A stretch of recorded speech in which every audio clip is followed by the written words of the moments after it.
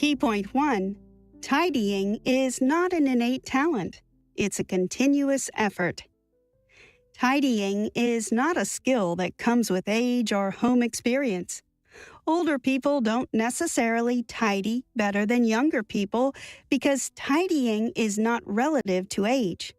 If you want to be very good at it, it's time to discover the KonMari method, propounded by Marie Kondo.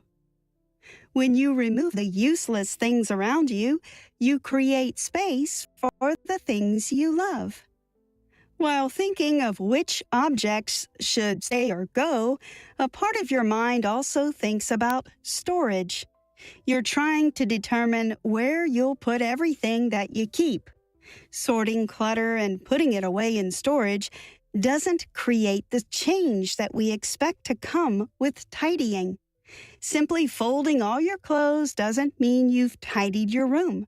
It only means you've arranged your clutter inside the same space, but at different locations.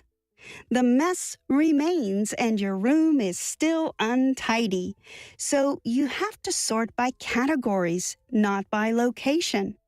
The worst part is that if you're not careful enough, clutter will cause rebounds, which is when you keep on repeatedly tidying without achieving a fulfilling result. Such monotonous repetition creates a higher chance of discouraging you from cleaning.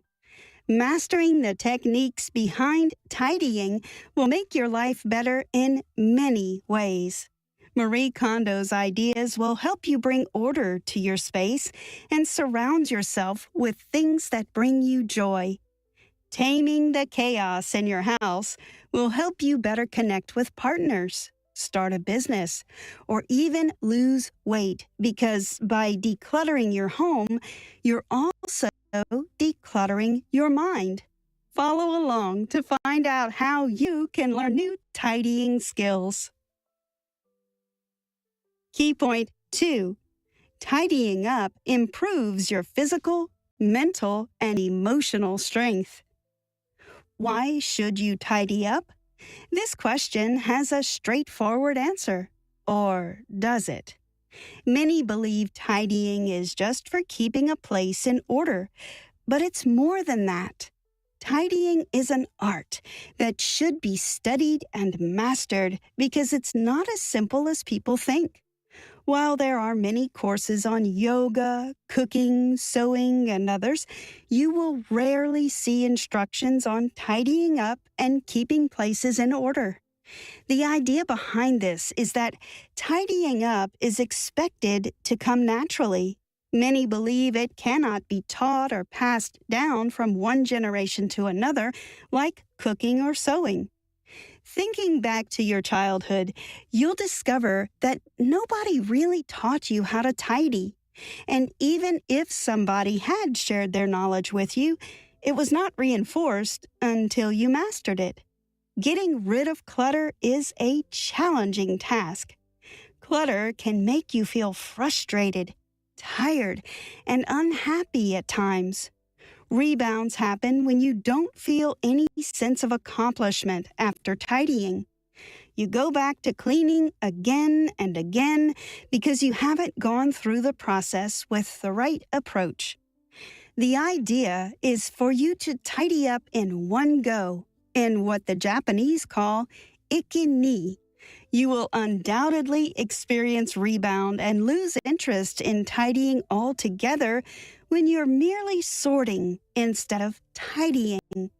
You'll never finish if you clean only a little in a day. It's like having a pile of dirty clothes and washing them one by one every day.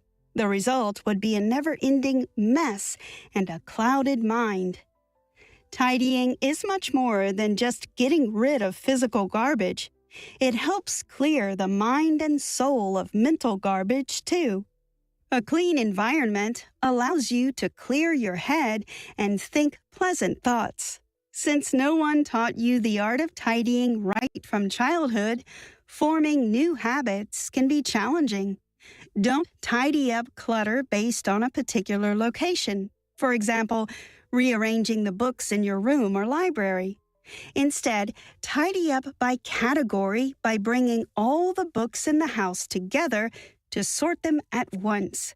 Bringing them together lets you realize how much you have and can discard. Key point 3.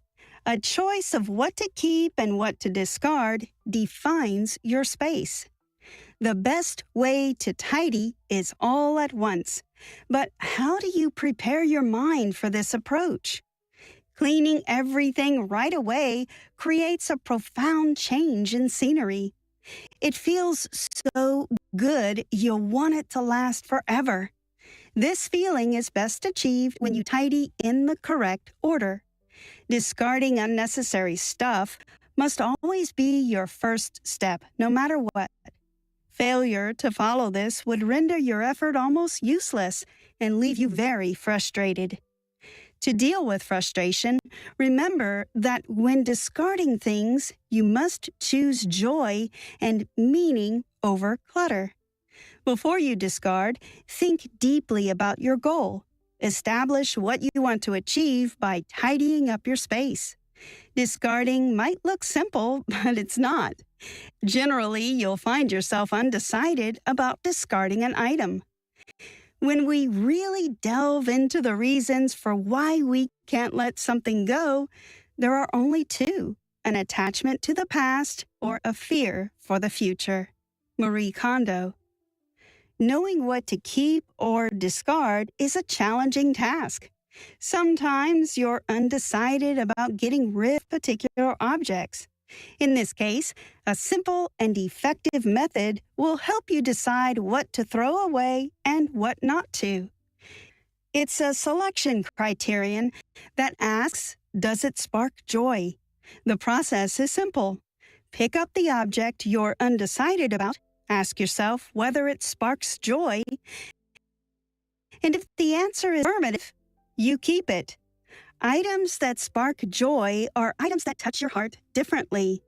These things give you a deep sense of connection, and the ones you should keep. While there are tasks you should carry out while discarding, there are things you shouldn't do. Some of the things you shouldn't do include: don't discard by location. Do it by category. Don't start with mementos like pictures and diaries that bring back fond memories. And avoid letting your family see what you're about to discard. Did you know?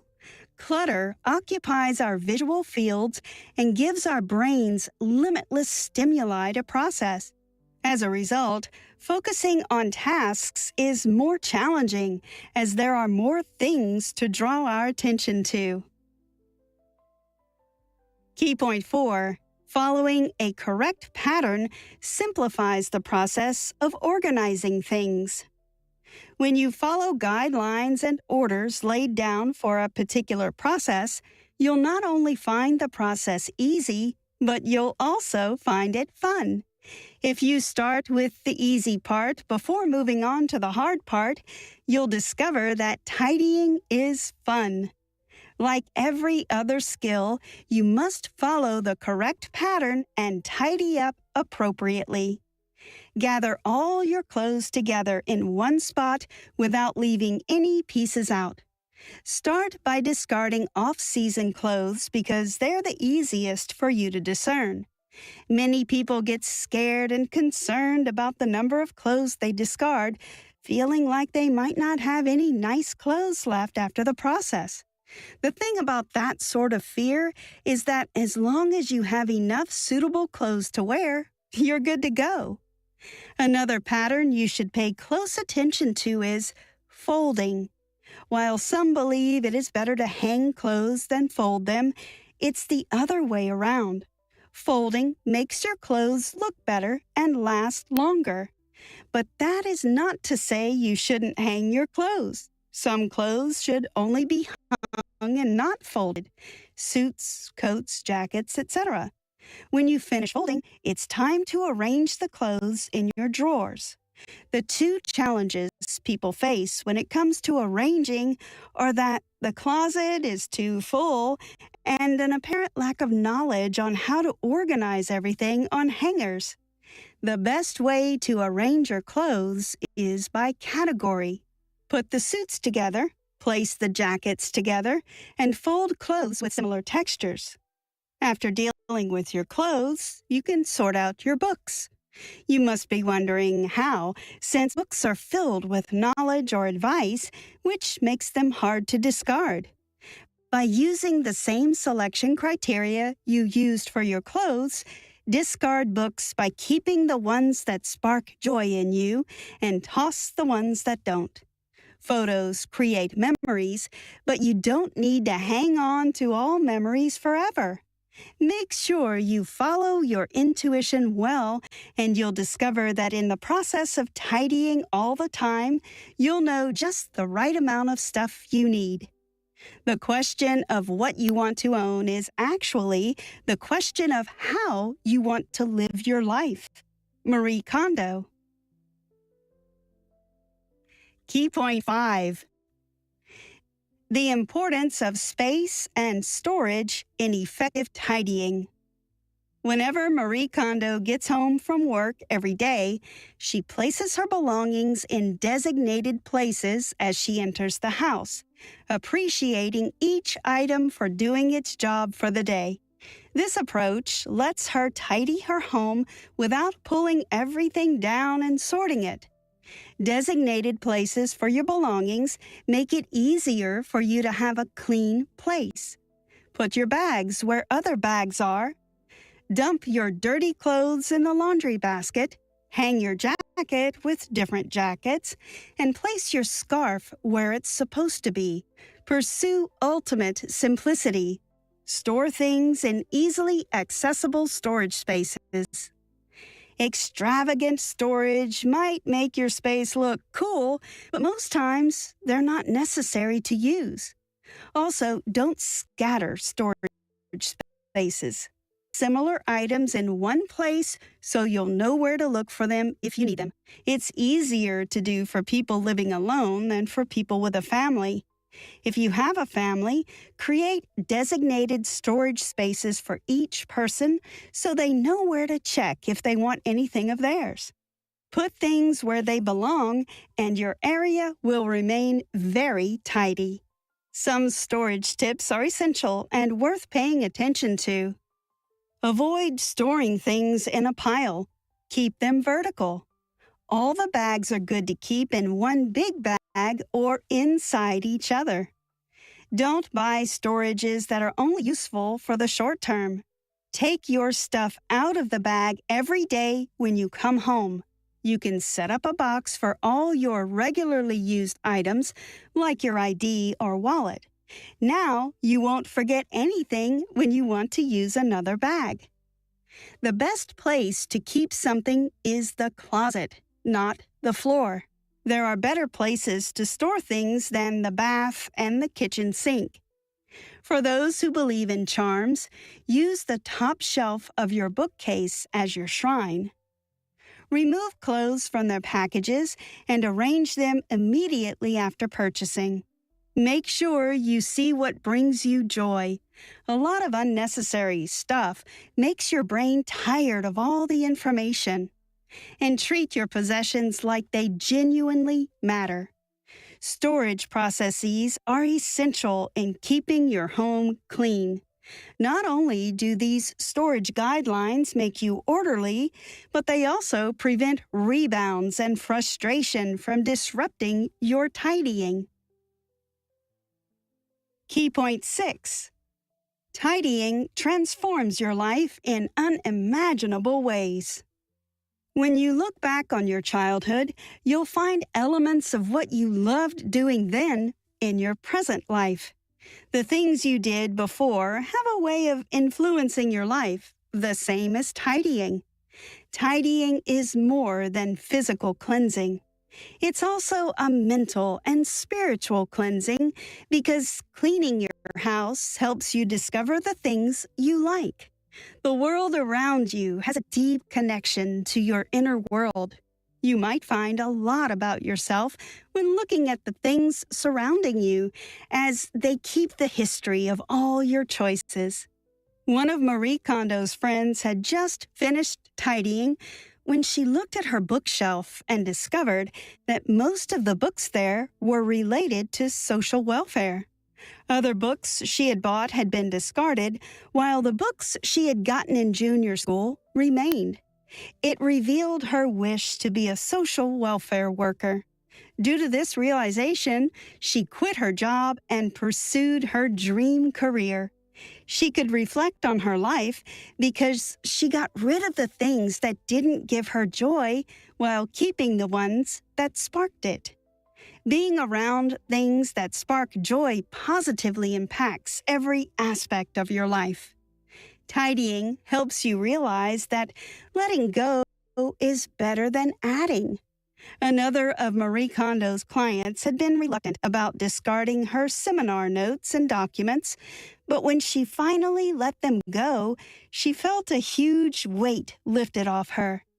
Her piles of books were just baggage from the past that didn't allow new information to enter her life.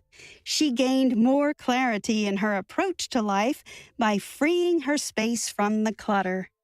Your life starts when you put everything in order. Tidying improves your decision-making skills significantly because when you can discern what sparks joy, your brain automatically adjusts to it, thereby expanding your decisiveness. You also gain more self-trust and self-awareness in your tidying way as you discover your likes and dislikes, analyze your life choices, and create your new small world around you. Your possessions are a big part of you.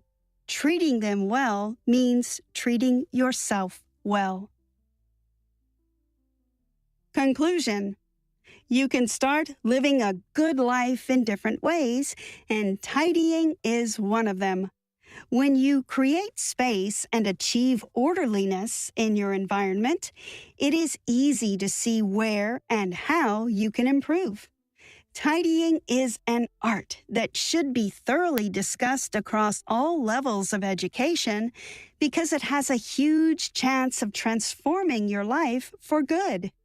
Attachment to things of the past or the fear of the future can hinder your decision-making skills if you're not careful. Clinging to something you're not sure about discarding is a pointless expenditure.